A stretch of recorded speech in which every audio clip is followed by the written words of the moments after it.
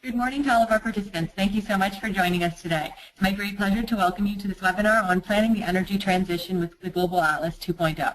This webinar is being held by the International Renewable Energy Agency in partnership with the Masdar Institute of Science and Technology. For those of you not familiar with IRENA, we are an intergovernmental agency mandated by countries around the world to promote the widespread and sustainable use of all forms of renewable energy.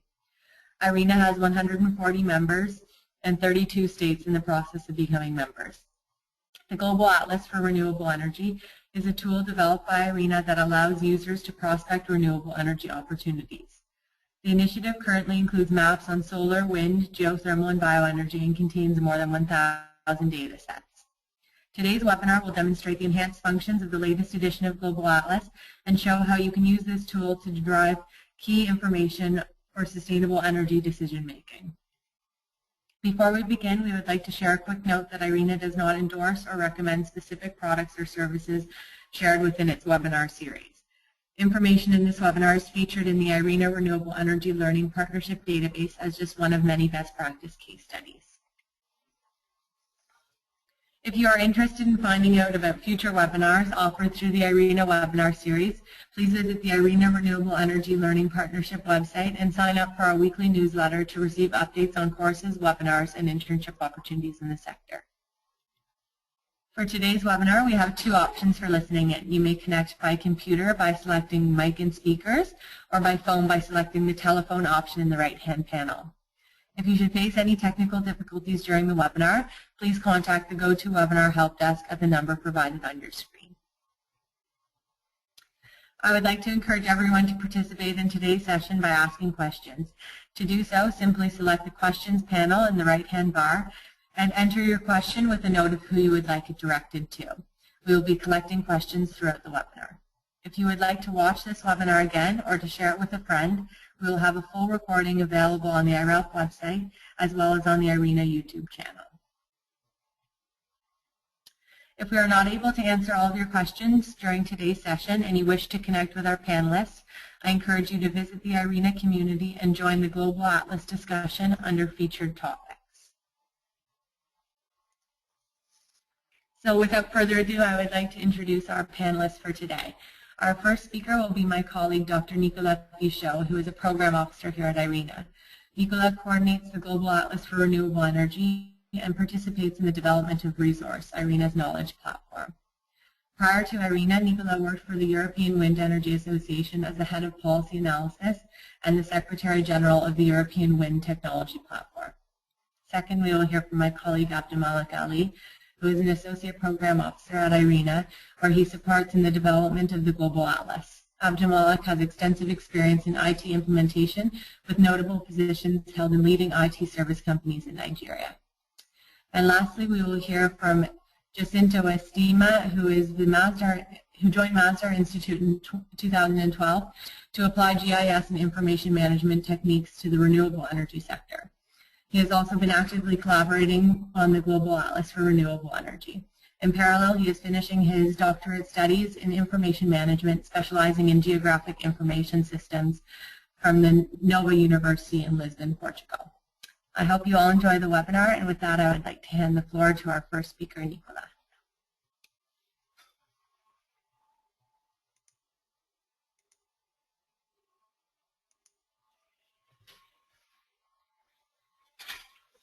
Thank you very much, Stephanie. Good morning, everyone. I'm very glad to describe you today the Global Atlas for Renewable Energy Initiative and the history of the initiative and why we have created this platform on the web to make available data sets from all over the world on resource energy. The webinar is part of a series that is conducted this week with the different partners of the Global Atlas in order for you to have an idea of the new functionalities of the Atlas 2.0 and also have a live demo of the new functionalities together with IRENA. This series of webinars is following a training program that was run in Tanzania, in Egypt, and in Peru last year, and where we had trained 25 decision makers to use the atlas for energy planning purposes. The Global Atlas is an initiative that was initiated in 2009 and was initiated with 3 countries, Denmark, Germany and Spain, focusing on wind energy and solar energy originally. The idea was to create a prospector for wind resources and solar resources in order to highlight opportunities for further development of these technologies. With IRENA being mandated to expand this initiative, we worked on having the other renewable energy resources included into the data infrastructure of the Global Atlas, and we expanded this concept of prospector in order to have prospection for possibly bioenergy or geothermal energy. This is what we are working on today, and in the future possibly marine energy and hydropower. The initiative has expanded in scale from the 3 countries originally. A number of additional countries joined the initiative and gave access to their technical partners, their technical institute, to their contractors, so that we could approach them and partner with them to share data through the Global Atlas. The initiative has expanded also in nature with not only access to data and prospection tools, but also we are providing capacity building facilities so that people can use the atlas, the prospection, and be able to derive policy relevant parameters. And also we help countries in order to find technical assistance when they want to move into mapping their renewable energy resource, for example. 67 countries are now on board the initiative. First, the initiative was expanded through the Clean Energy Ministerial, and then in the framework of IRENA. And all these countries are participating to some extent, either by sharing data sets or by sharing expertise or by hosting the training webinars or by displaying initiatives that they are where they are active on the field. Why has this Global Atlas been created in the first place? Is because when countries are moving to renewable energy, they are facing a transition between very often a centralized generation with big plants, where you can bring the fuel to the plant, to renewable energy resources where these are possibly smaller installations and they are distributed over the territory. You need to harvest the resource where it is, and in most cases you cannot transport the resource. In order to assess your resource, you need to create maps of the resource, but it's not enough. You need to assess your potential, which are the amount of energy you can produce with a specific technology over a specific place. To do that, you need to assess what technology can be available for a specific location, and you need to have an idea of the grid, population density, or the use of the land that will be done to implement these technologies. So this is where the Atlas is positioned. We try to provide information on the resources and also to provide information that can help to prospect technical and economic potentials. Once this information is available, we expect that countries can move and accelerate their growth of renewable energy and have more renewable energy in their energy mix eventually. This is another way to represent the same similar information, where you start from the resource, which is the amount of energy you have on a piece of land. From this resource, you try to estimate how much power you can produce, how much heat you can produce for this piece of land. Then you need to have an idea of the cost of producing this energy, and finally you need to have an idea if this is economically sound and if this fits well into the market conditions of the country.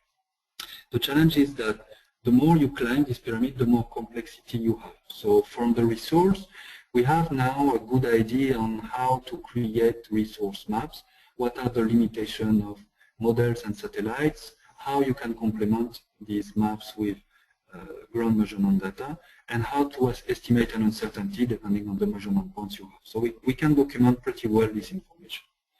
To calculate the technical potential, you already need to have an idea of the technologies and their conversion factors, so how much you can produce from a given technology, from a specific location, but also you need to take into account different parameters, and depending on the level of parameters or the level of detail or granularity of the analysis you have, the assessment you will make of the amount of megawatt or megawatt hour will be completely different. So in case you take into account some particular protected areas for your GIS geospatial analysis, or if you take into account other parameters like the distance to the grid, and you change the distance to the grid that is acceptable for your model, then the outcome will be different. For the economic, you need to have a socio-economic model where you will not only estimate the levelized cost of electricity, and this will be heavily reliant on the risk assessment you will make and the cost of capital you would have, but also you need to estimate the socio-economic aspects. So how do you estimate the number of jobs that you can have from deployment of renewable energy? And the more you climb this pyramid, the more you need to add models and parameters to make the assessment. And there is no standard to do that. Therefore, whatever you do needs to be country-driven, and this is something that requires heavy discussion on the ground in order to compare what the model would say with a reality check.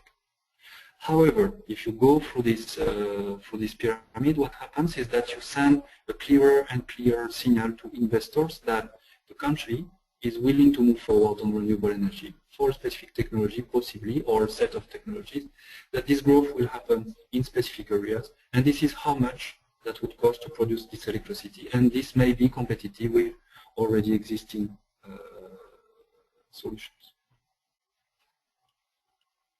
We are very lucky in this Global Atlas initiative because in the last 5 to 10 years there has been an explosion of the quality and the level of accuracy of the information you can get from models and simulations in particular, but also an explosion of the geospatial information that is available to make this kind of potential analysis, and an explosion of the level of providers that are able to provide this kind of service to countries or to the private sector. So on a map like the one that I'm showing, this is a wind map that is covering the entire world, has been shared with the Global Atlas by a private company. And this map was not in the public domain before, could not be accessed easily through an interface like the Global Atlas. What is interesting in this map is, so the average value have a limited interest because these average values have a level of error, but we are able to understand the level of error for every single point of the map. So you can have 6-7 meters per second, and you know that there are 50% chance that this can be accurate, but there is a variability that we can estimate. What is of very much importance are the patterns that you can have on these maps, where you can already focus analysis, further analysis or more detailed analysis on areas where there are already good chances that the resource can be interesting. So instead of focusing on entire continents, on entire territories, you can have a more focused approach and hopefully focus your investments in terms of measurement campaign and in terms of screening opportunities. And this is what this Global Atlas is able to do, is to help screen opportunities and prospect areas where we may not know that there is a good resource, or we may not know already that there is an opportunity to do projects in the future. This is how the Atlas is positioned. It is in the area of non-bankable data, meaning that we attempt to provide the best data available in the public domain with the highest granularity, meaning the highest spatial resolution, the highest temporal resolution that we can gather from governments, from the private sector, and from institutes. However, none of the data that is in the Atlas can help to develop actual projects. Actual projects are developed by the private sector, and this is where you need a validation campaign on a specific site. What the Atlas can help you do is to identify areas that seem of particular interest for doing such measurement campaign, and already to screen major dimensioning parameters. So the topography, population density, protected area, distance to the grid, for example, can be screened already with the Global Atlas so that you can have a rough idea of where to focus your attention. The infrastructure of the Atlas is decentralized, meaning that none of the data sets nor any of the services that are available in the interface are hosted by IRENA itself. IRENA only hosts the interface. The way it works is that every single data set that is available through the Global Atlas is stored on remote servers that are operated by partners. And for the time being, we have 10 geo servers that are over the globe, and they are connected to the global atlas. So how do we do that? The way we do it is that we list every single server and every single layer on this server into a very large catalog that is web service energy that was already existing. So we just built on an infrastructure that was already there.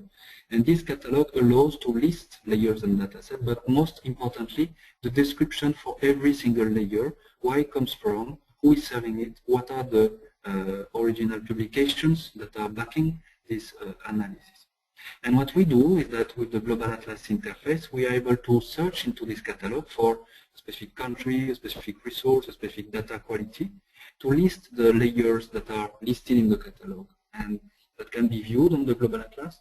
We load this layer, we display them, and then we save the set of layers as a map. This is the maps. These are the maps that you see in the map gallery. This catalog allows also us to be compatible with other initiatives using open standards. So we are using standards from the Open Geospatial Consortium, or GEC, and other initiatives can just query this catalog and view the information either through another catalog or through a desktop application like QGIS, for example, can view this layer. So in reality, this initiative is not only providing maps and analysis, but it is also a way to concentrate every information we can gather that is related to geospatial information that is relevant for renewable energy is listed into this catalog and is open to the renewable energy community, the energy community, for analysis. So this is a huge contribution of the effort of IRENA in that case. Some data sets of the Global Atlas, as you can see, there is a variability of data set, either national data set, so you can see the solar map from the Australian Bureau of Meteorology, or continental data set, the wind map that are served by the Spanish Energy Center, for example, for Africa, Latin America for the moment, and soon from Asia, but also regional data set from, for example, in the middle, you see the data sets from the Regional Center for Energy Efficiency and Renewable Energy, ECRI. And they are serving the data sets over the web with standards that are compatible with the Global Atlas, so we can display all the information they make available through the Atlas.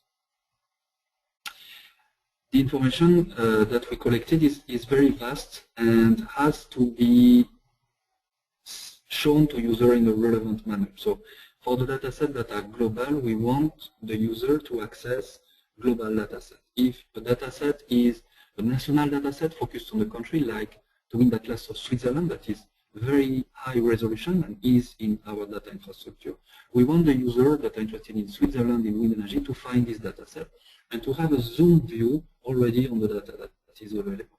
We also have the case for islands, for example, or for entire regions. So we have to package this information into maps that you can search, and this is the purpose of this map gallery that will be displayed, shown in the live demo just afterwards.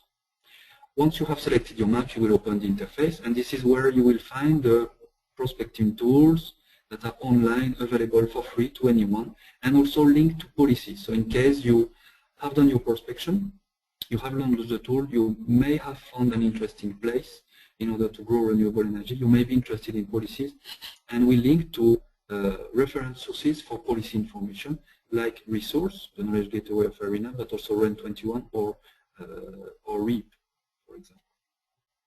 This is an example of what you can do with this Global Atlas. This is an example for Zimbabwe, where we have the solar map of Zimbabwe that was not in the public domain before, but thanks to our initiative, the University of Zimbabwe came to us. We make this data available on the web for free to anyone to query. We also got the grid lines from the World Bank. It's an old data set, but we are seeking to improve it. And the protected area from Protected Planet from the UNEP initiative, which is the most accurate data set you can find available in the public domain. So with that, we were able to identify some areas where there is high population density. This is another layer that we have in the system. High population density, the topography seems good for PV development. It's far from the grid, it may be an off-grid application. And by launching a tool, we are able to access the temporal series in order to see the variability of this resource over time and not only rely on the map, for example. We have more of these analytical tools that are coming. The ones that are already released are on the top left. So, for example, you have now a universal wind viewer and a universal solar viewer. So for many data providers, we are able to display solar irradiation statistics from different data providers. We can do the same for wind energy. For the moment, the single provider is CENER in Spain, and the wind roses can be drawn for every 10 kilometers for the entire Africa, and very soon Latin America, and every 5 kilometers for Europe. On the right side, top right, this is a tool that we have developed for the West Africa. This is a zoning exercise we did for opportunities for connected and off-grid PV and wind energy. So what you have is that you run the tool, you select your distance to the grid, and you are able to see the maps that we calculated for opportunities with a suitability factor. Similarly, there is a tool that is more elaborated from DLR that is doing a very similar exercise for PV and for concentrated solar power for Europe and North Africa. In that case, is more flexible and offers more parameters that the user can adjust. And finally, what will come next week online will be a PV simulator where you can simulate a PV plant, again for Europe and North Africa for the time being, due to the resolution of the data sets that are under these two. We are trying to, as I was saying at the very beginning, we are making an attempt to expand this prospection concept to other renewable energy resources.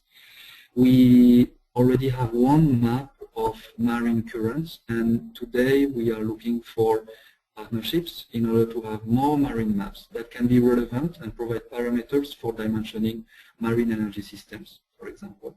And we would like to provide these maps available on the web, also prospection tools in order to dimension very basic systems, in order to raise the profiles of these marine energy that seem promising, seems to have a very huge potential, but is widely unknown for the moment. Similarly, for geothermal energy, we are working with the European Space Agency to release a gravity anomaly map from the GOSE satellite. This is the first time such map is released into a GIS application available on the web. So we are very proud already to release this map with ESA. And also, it seems that this map correlates pretty well with existing geothermal installations and known geothermal fields. So why not thinking of using this kind of data for prospecting also for geothermal? Again, the idea is not to prospect for actual geothermal plants, but to raise the profile of geothermal energy and to initiate the policy debate in countries and in regions about geothermal energy. And we think this technology deserves to be better promoted, so this is why this atlas can bring value to the sector. We are working also on the access to the data. So the atlas is web-based. You need an internet connection. However, most of the discussions you will have about resource and resource maps happen with colleagues or in meetings. And this is where you may not have an internet connection. Therefore, we created the Global Atlas Pocket, where you can search for any location in the world. It will make you access the layers and data sets, the atlases that are available for the different technologies for the location you have selected, and you will be able to access the values. So we hope that this atlas can help to prospect in remote area where you are in the middle of nowhere and you think it can be a good spot for future projects. Maybe it can help you to assess if the resource is good enough.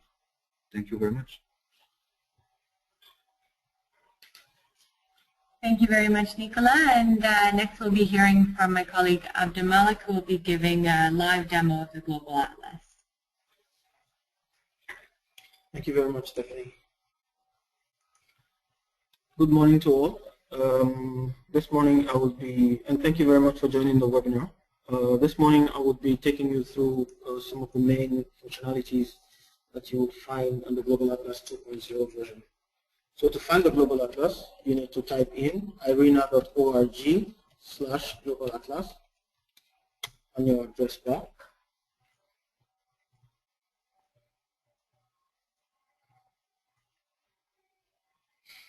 And this launches a map gallery, which we have put in so much work to make a lot easy for users to find relevant content when searching through the atlas. So in the map gallery, you would notice that the initial, when you load the interface for the first time, that the map would be focused on the country you are connected from. So right now I'm connected from the UAE, and I have the map of the UAE.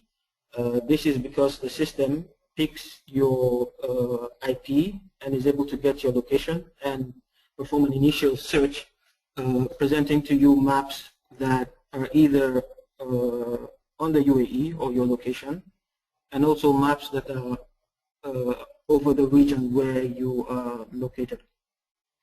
So another thing you will notice is a filtering section where you can also basically narrow down your search. So one of those options, it would be using the resource toggle buttons you have on the right side of the filtering section.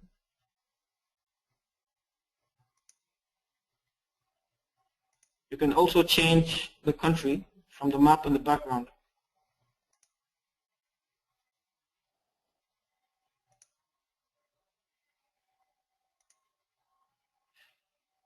So for this exercise, I will be focusing on mostly the countries in the GCC. So I will just take a few countries. I'll also focus on solar. So as you can see in the thumbnail gallery, you have mostly solar maps that are focused on the region. So I will pick one of these to open in the GIS interface. So before I do that, I should tell you that each map each thumbnail you see in the gallery corresponds to a title and a description of the map. And in the description, you would find details on who created the map, and in some cases, links to reports that detail the model with which the map has been created. So the next thing you would obviously want to do would be to open the map in the GIS interface. And this you can do either using the Open Map button or by simply double-clicking on the map.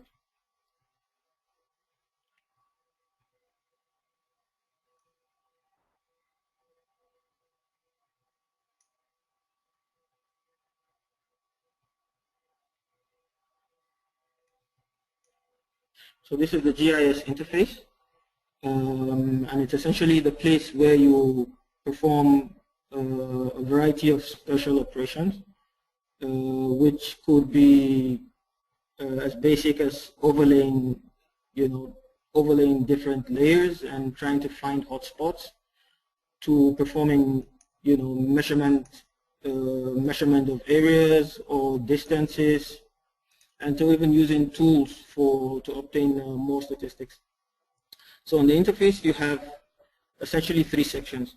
So the first, what I'll quickly introduce you to, is on the right, which is a panel where you have the legend of the active layers in the map, a section with the tools that are related to the map that you could launch on any area to basically see statistical related information, and then my processes section that shows you the status of any tools you have deployed.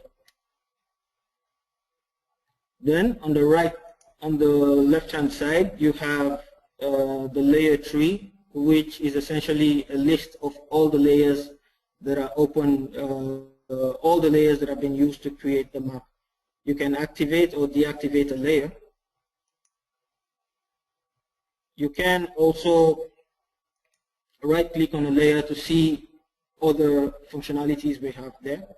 One very key one is the fact that you can adjust the opacity of each layer in case you want to give prominence to other layers in the map. Then at the top of the left panel, you would also see a number of buttons that contain different functionalities. One of them is to create a new map. Another is to edit map. You also have a button where you can basically see again the title and description of the map. Then at the top here, you have the map control tools and the info picker, which I will introduce you to much later.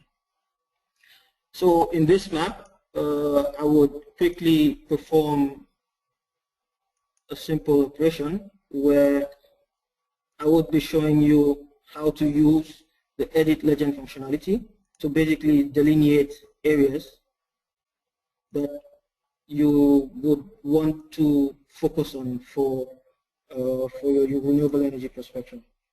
So what I've done is to basically turn off pixels below with values below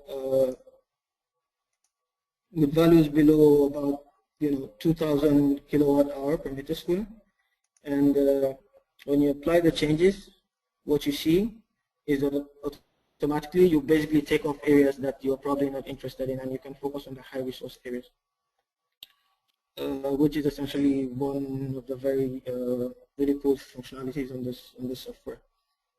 You can also slide open and close the panels to have a better view of the platform.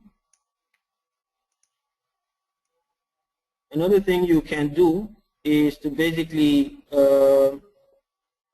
move layers depending on which ones you want to give prominence. I'll quickly activate the protected layers, the protected areas layer. So you can basically move layers within the layer tree to give prominence. Yeah, exactly. You can move layers within the layer tree to give prominence to any layer you're more interested in looking at. Then, supposing if you're a company, for example, that's looking at bidding for projects in the Middle East or in the GCC region, and you want to basically see specifically what areas would be interesting. You may also want to look at detailed statistics beyond just the average values, long-term average values, and this you can do using the info picker. So with the info picker, first you have the leeway to basically see what the irradiation value is at that point, at one point, at every single point you click on the map. So I've just done that here, and for this point, the irradiation value is 2,081 kilowatt hour per meter square, which is a really good thing. You can also see the policies in the country, or if you look in the different countries, in case you're doing regional prospection. So you can see the policies we have from trusted sources, one of which is Resource, the IRENA knowledge gateway. So you can basically launch you can open the platform with a pre-search on the location, which I find really cool. Another thing you can do is access the tools. So I just spoke about statistics. You can, for each point for each pixel, get quite detailed statistics from some of the tools we have in the Atlas. So I would launch one of them, which is the HelioClean tool. Oh no, sorry.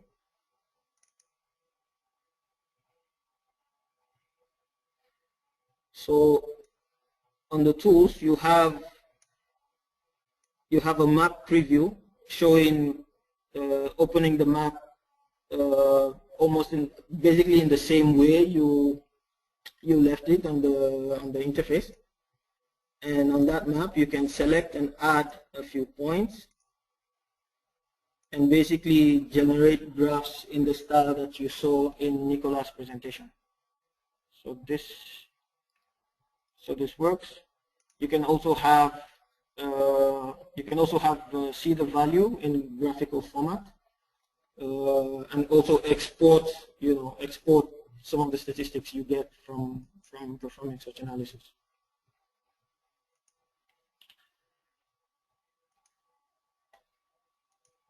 So another thing I would like to show you would be the save functionality we created, because one thing we basically want our users to use this system to create maps, to store their maps in our database, and also to come back and access these maps, in the future. So we don't want a case where you create a map, you come back, and you have to basically repeat the process again. So we reformed the save functionality in such that once you're logged in, you can save like really easily with a user profile on your user profile. But if you're not logged in, you can also save. Along the way, you get a prompt to create an account, which is really easy. We provide like as little information as possible to do that. And another thing you can do with this platform, which I need to really stress, is that once you find a map on the system that doesn't contain layers that you might be interested in, or if you're looking for more layers, for example, you can do that by simply opening the data browser, which is essentially the library of the system. So it contains, it basically gives you access to the catalog, the web service catalog that Nicola talked about in his presentation. So I will quickly perform one search operation.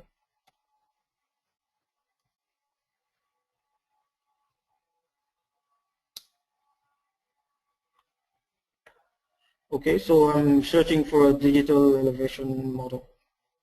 So any layer that can tell me which areas would, even in the high resource areas, which areas I wouldn't want to go to for projects due to high elevation.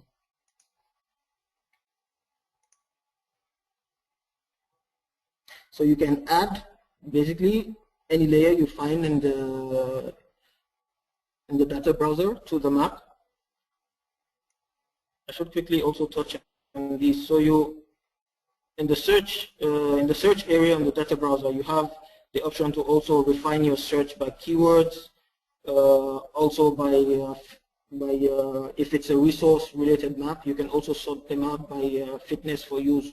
So the data quality indicators that Nicola referenced in his presentation. So I will quickly add this.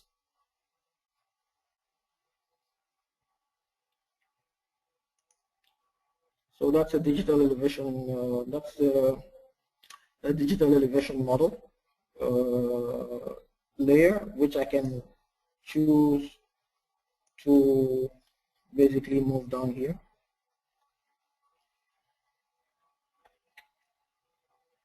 So for other locations, you can also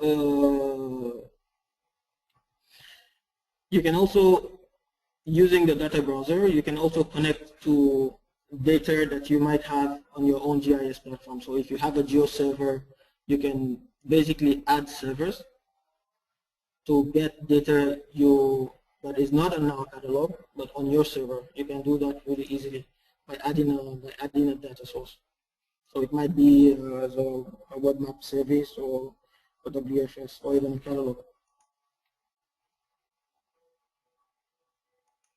You can also add layers directly from a web address. So you can add KML files, you can add a web map service directly to add a layer to your map.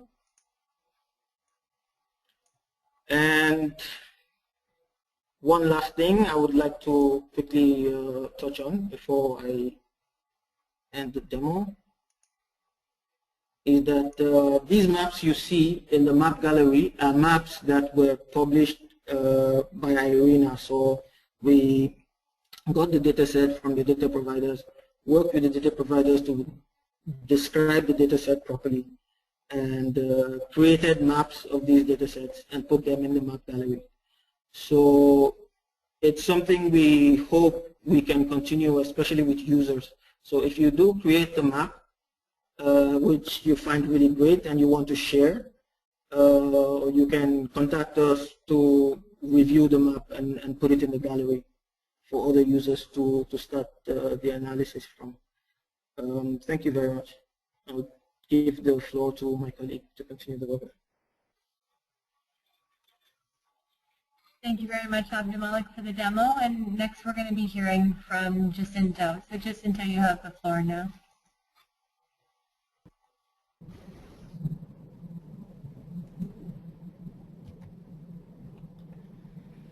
Thanks, Stephanie, and good morning, everyone. And thank you very much for joining this webinar.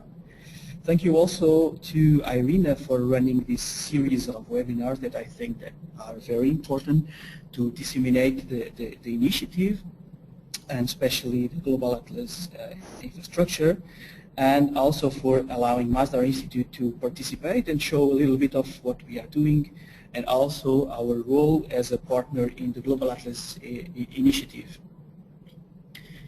So I'll give you a little bit of a background on the Masdar Institute. Masdar Institute is a research-oriented university started in 2009 on the field of sustainability. Its goal is to become a world-class research-driven university and focusing on advanced energy and sustainable technologies.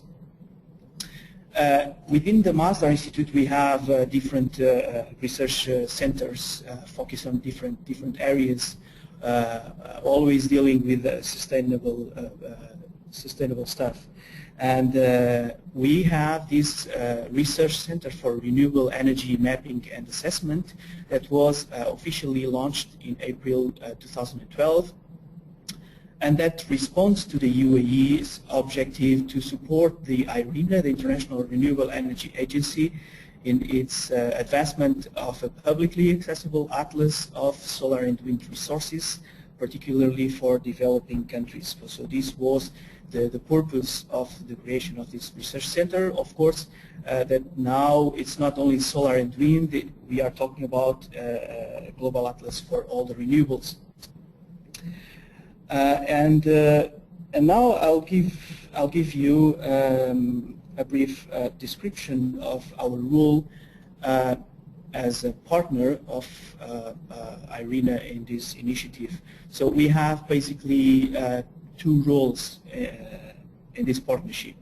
We are both a data provider, and we also are part of the technical team and a technical partner. And let me talk a little bit about our role as a data provider. So in our facilities here at Masdar, we have a satellite receiving station, and we are getting satellite images each 15 minutes. Then we are running a statistical model to derive maps, solar maps, in their three most important components of irradiation: the direct, diffuse, and global irradiation. These maps are then validated with ground station measurements, and the model is adjusted to be more close to the real values and to the reality. And so we basically have each 15 minutes new direct, diffuse, and global maps. This allows to create what we call an atlas, and to create or to calculate monthly maps and yearly maps of the solar irradiation. This is an example of yearly maps for 2008 and 2010 for these two components: direct normal irradiation and global horizontal irradiation. And we have also monthly maps for both for the same components, as you can see, for all the months of the year of 2010 in this example. And we have our own portals to show these both the atlas, the solar atlas, and also the wind atlas that we also have. For the wind atlas, is it's for the last 10 years, and it's a very detailed atlas for the wind resource. And these are the addresses that you can use to access our web portals of these solar and wind atlases.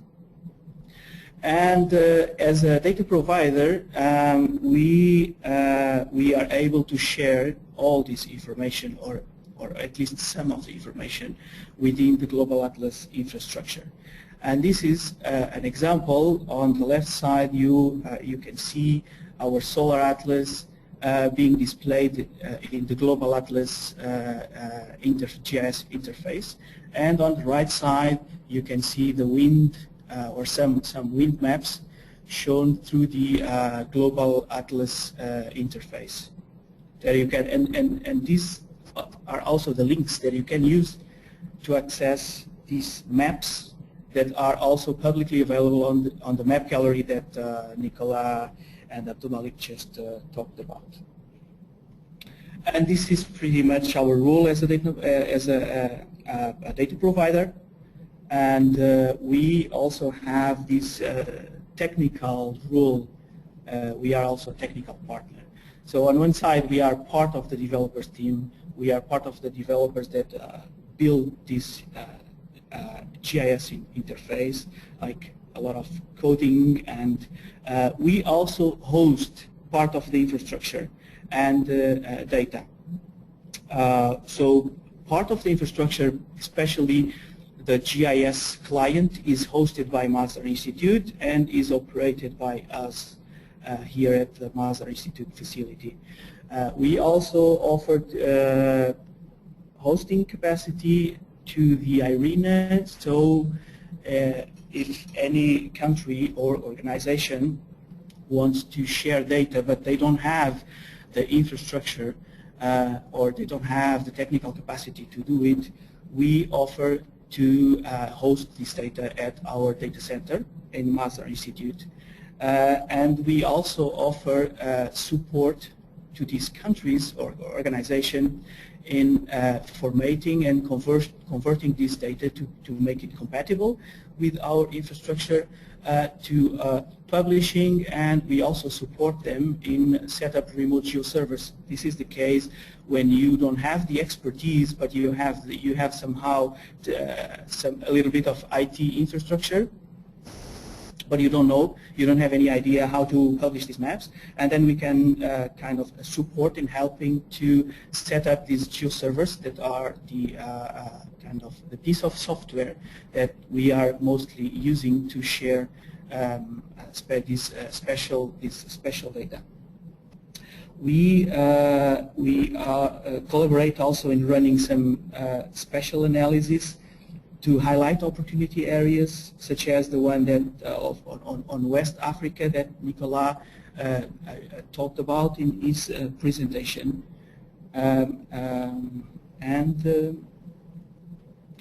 That's it from my side. Thank you very much, and I will be very glad to answer your questions, if any.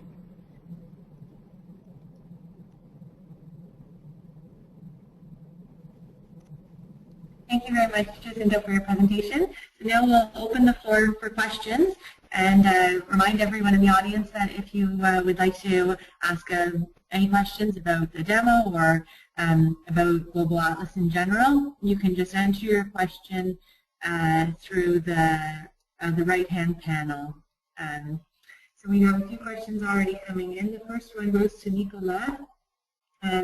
We have someone wondering what happens when several maps are showing for one location, like it seemed that there were for Saudi Arabia. What should you do as a user in this situation? So this is the case, yeah, Saudi Arabia is indeed a good example. So the demo we shown was based on the HelioClean dataset, which is satellite-based data, very similar to what Jacinto has shown. So this is a dataset where we know the uncertainty because there has been a wide validation process with ground measurement station. But these datasets are not locally validated, meaning that you have a good idea of the overall uncertainty, but you don't have an idea of the local uncertainty on the dataset. And this is where, if you want to have data that are accurate, where you really want to move on towards projects, you need to have ground measurement data. In the case of Saudi Arabia, there is a measurement campaign that is one of the largest we know of, which is validating the solar irradiation data and wind as well for the entire country. and this is a very significant financial effort to do so. In that case, so the Saudi Atlas is also part of the Global Atlas, although only the mesoscale map are in the system for the moment, and we are receiving regularly updated data. So in that case, we would advise to use the National Atlas, and this is a similar case for the UAE Solar Atlas, the UAE Wind Atlas, and the South Africa Wind Atlas, for example. It's a very detailed wind atlas that was ground validated too. So how do you know if you are using a mesoscale map or a ground validated map? You do that by looking at the description of the map, because in the description of every single layer we have, we explain how the dataset was created. Now, if you are not an expert in resource mapping or in measurements, you can know anyways if this map is suitable for a certain use. And this is what Abdulmalik showed, where you use the capability to load maps from the catalog. In this window, you can filter by data quality, by fitness for use. So this fitness for use indicator is something we created with major institutes. We agreed on a framework that can allow to, based on 14 quality-based indicators, to have an idea on how you can use the data, how far you can use the data. Is it data you can use for education, like NASA dataset, 100 kilometer pixel, one value every 100 kilometer, or is it data you can use for policy assessment, like dataset you will find that are in the 3-5 kilometer range, or it is something you can use for technical potential, where you are 3-5 kilometer range or below, and you have time series, for example, and this is very interesting to calculate potentials in that case. So we classify that and we give an ID on how far you can use this data set. And this is, so this requires a little bit more manipulation. If you are a basic user, you use the map as they are. If you are a little bit more interested into zoning and planning, of course, you need to get into this level of detail. So we are happily compiling all the information so that you can make your decision based on it. Thank you very much, Nicola. Our next question is for Jacinto. Jacinto, we will have someone wondering if all of the data that's being produced by Mazda Institute is also available through the Global Atlas. So Jacinto, you have. All right, thank you for the questions. That's a very nice question. Not all the data is available through the Global Atlas platform, but you have the links to our own web portals, and some of the data is even not available on our web portals completely. I'm talking specifically about the wind data. We have a very high spatial and temporal resolution. We have values for every hour during 10 years. So you can imagine that in terms of performance, this could be, if you select a high range of temporal, this can be, in terms of performance, it can be quite time consuming, and some of the people could not be willing to wait for a little bit of some minutes to get the values. So in this case, you can use either the portal of the Wind Atlas, just as an example, to query values for 2003. That's the year that we have available for now. But if you want more information or more detailed information, you can approach us, and we will be very glad to provide you the data or to start any conversation on whatever you need to do with the data. And yeah, that's it. Great, thank you so much, Jacinto. Our next question is for Abdulmalik. We have someone wondering if it's possible to share or print the maps from Global Atlas in any way. Thank you very much. Yes, it is possible to share public maps in the Atlas. So at the end of my presentation, I made mention of, I asked users to basically request that we share their maps if they think, if we put their maps in the gallery or we make it public. So you can share maps on Facebook and Twitter. Then regarding printing, at the moment, most of our users simply take screenshots, high-resolution screenshots of maps they've created. to put in their documentation. So their write-ups or PowerPoint presentations. But currently we are working on an advanced map printing functionality that it's going to basically take a map from the interface, put it in the viewer, and basically help you to style your printout. So you can move the legends, move the titles here and there, put some branding component like logos to basically give you a very good content. So with this advanced printing functionality, when it comes live, you would be able to print as PDFs or print as JPEGs or PNGs or in any other image format. Thank you very much. Thank you very much, Abdullah. So we had several people asking also about where they can find the presentations from this webinar and the recording.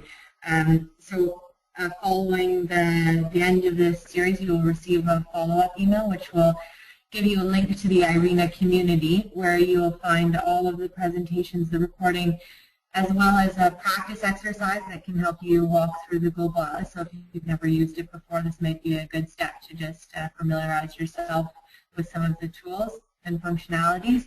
And there you will also find some of the training material from the recent Global Atlas workshops that Nicola had mentioned.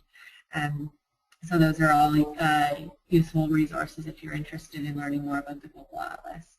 So our next question is for Nicola. Someone wondering that if they have data, how can they add it to the Global Atlas? So Nicola, you have the floor. So to add data to the Global Atlas, there are different ways to proceed. Either you have the data in a geospatial format, in a GIS format, and you have it available on a GeoServer, like Jacinto was describing. In that case, what you need to do is to contact us, and we will make sure that the description and the titles of every layer would be accurate and would fit with the format we have in the catalog. If this is the case, we would, with the catalog, harvest the content of the GeoServer, have the list, the layers listed into the catalog, and be able to create a map very simply that you would be able to review as a data provider, make sure you agree on the way the map is described and how it looks, and then if you agree, then we would publish it to the map gallery. In case you don't have the capability to host your own data set on a GeoServer, because you finance the study to a third party, or you don't have IT capabilities to do so, or the expertise, you can contact us. As Jacinto mentioned, we have capabilities in the consortium to host geospatial data. And we would be able, in most cases, to provide some solution to host the data, either on the Masdar Institute GeoServer or on partner GeoServer. And we follow the same process with creating a map, registering the information on the GeoServer, and making sure the quality in the process is always followed.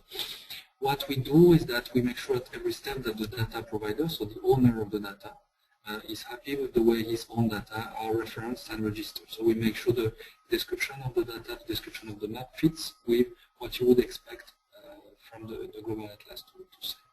Also, when you handle data or you display data through the Global Atlas, you don't waive your intellectual property or your copyrights. You keep them. We sign an agreement with each data provider to make sure that the copyrights, intellectual property are well protected and are always kept on the side of the data provider. There is no transfer to IRENA. There is just a use that we have in order to display this data into the Global Atlas. But at any time, any data provider can decide to change or to modify or even to remove his data set from the data infrastructure. Thank you, Nicola. And this next question is also for you. We have a participant wondering if there's potentially to use the Global Atlas for research purposes. Thank you, Ali, for your question. Yes, we think that the Atlas has a huge potential for helping research institutes to promote resource mapping or to have to develop tools or to develop services based on this platform. We already were contacted by a few organizations that wanted to have students working on the Global Atlas, studying it, doing their master thesis or PhDs on the Global Atlas. And this is a trend we see. We see that this can be emerging as a tool that can help for education and also for research. We also host results of research projects in some cases where, for example, the gravity map you saw from the European Space Agency is the outcome of a research project, and we feature that. We also were contacted by institutes that are doing climate-related research that have geospatial data that can be relevant for climate change and the impact on the resource that could be displayed there. So we start being active into the research area as well. The major focus on the Atlas is prospection, is to help governments and private companies in order to grow renewable energy. And there are these activities, additional activities that are coming on the radar, because this platform is so flexible and powerful that it helps all the players of the renewable energy sector to work together through a common data infrastructure. So we believe this will grow even more in the future. In case you're interested to do something based on the Global Atlas, please contact us at potentials@irena.org. This is the email where we respond to the inquiries of our users every day, and we'll be happy to take it up. Thank you very much. Thank you, Nicola, and I think that's all for our questions today. So we'd just like to remind everyone that if you had a question that you didn't ask, or you think of something following the session and you'd like to connect with our panelists, you can do that on the IRENA community. So it's www.irena.org/community, and you can find the discussion for this webinar under featured topics. So before we conclude today, I'd like to ask that you help us in improving our webinar series by by responding to a very, very short survey. So you will see 3 questions pop up on your screen and simply select your answer.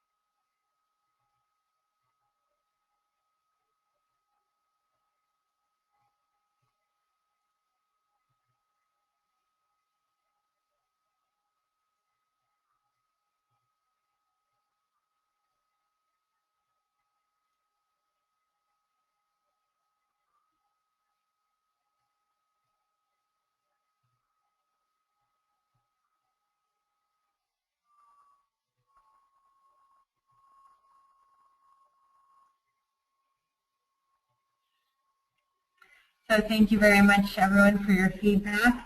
And before we close, I'd like to say a big thank you to all of the participants that took the time to join us today, and for our panelists for their excellent presentations.